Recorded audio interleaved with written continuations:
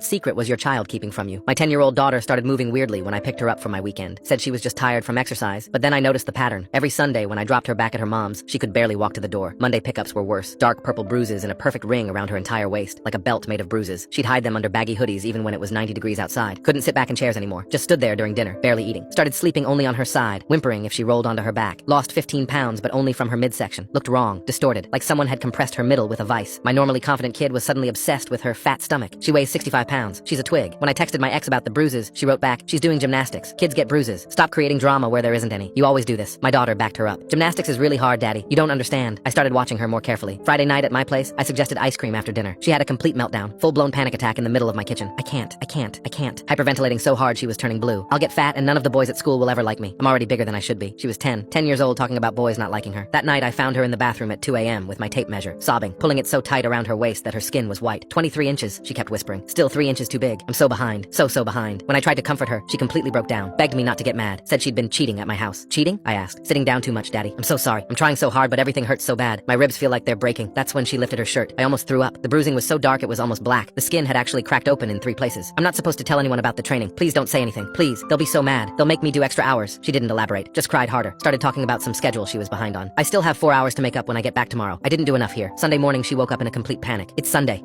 I have to go back. 8 hours on Sundays. 8 hours or I'm not trying. She was hysterical. Wouldn't eat breakfast. Kept checking the clock. If I don't get back by 10 a.m., I won't finish in time. The terror in her voice, like she was about to face torture. When I dropped her off, she could barely walk to the door, but she was running, desperate to get inside. On Monday, when I picked her up again, she literally couldn't stand. Did my hours, she mumbled, then passed out completely. Slept for 17 straight hours at my place. Woke up crying about being behind schedule again. This had been going on for months. My baby girl was being tortured, and I didn't even know what was happening. That night while she slept, I went through her iPad. Her search history made me physically sick. How to make bruises heal faster. Is 20 inches too big for a waist? Why does my stomach hurt all the time? Then I found an Instagram account I didn't know existed. Pictures of my daughter doing some kind of exercise. Hundreds of comments praising her dedication and transformation. The dates went back 4 months. Then the texts. Only 2 more inches and you'll be perfect. Remember our deal. This is our special secret. 6 hours minimum today since you cheated yesterday. This is how we get beautiful. Pain is just weakness leaving. I kept looking and found an Instagram account I didn't know existed. Pictures of my daughter doing some kind of exercise. Hundreds of comments praising her dedication and transformation. I wanted to call the police right there and then, but I knew there was no way that the donut eaters in our town would even do anything. So I waited until it was her day for custody and dropped her off at her mom's house. After waiting for an hour parked around the corner, I walked up to the house and stood outside. There, I saw movement through the living room window. The same repetitive motion going over and over, never stopping, never slowing down. There was this mechanical thudding sound that I could hear even from the street, rhythmic and continuous like some kind of machine was running in there. Watched for a full 10 minutes. I used my old key, and what I walked into made my blood freeze. The scene in that living room, what was happening to my baby, what had been happening every single day for months while I had no idea. She was barely conscious, but still going. Just 90 more minutes, sweetheart. You're doing so well. Around her waist was a hula hoop. My ex-wife turned to me with a smile and exclaimed, "Isn't it great?" I called 911. Full story on channel. Link below.